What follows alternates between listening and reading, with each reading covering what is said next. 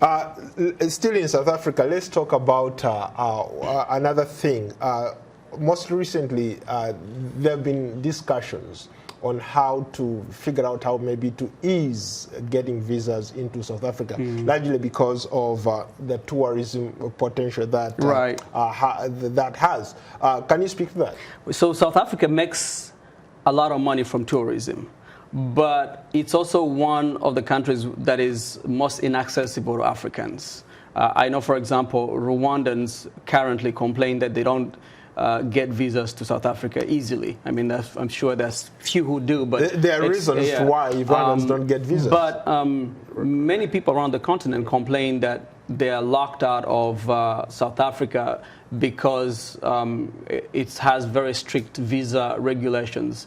The fact that South Africa is going to join other African countries potentially because they're still in negotiations. They have, I guess, they're saying that a couple of countries right now are going to be allowed to be visa-free. They're still negotiating on which countries in the African continent will be visa-free. Remember, there was, I think it was last year, I think it was last year when many countries on the continent, including Rwanda, Ghana, and others, opened their borders to Africans where you can, easily travel without a visa. South Africa joining this bandwagon, opening their borders to people, I think is a good thing. It's never a bad thing to let people come and visit.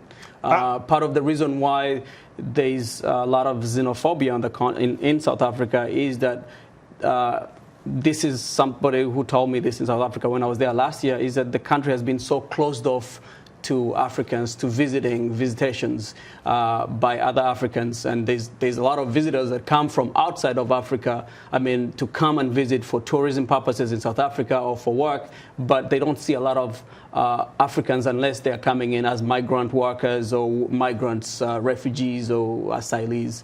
And so I think it's a commendable effort on South Africa's part to be looking into resolving,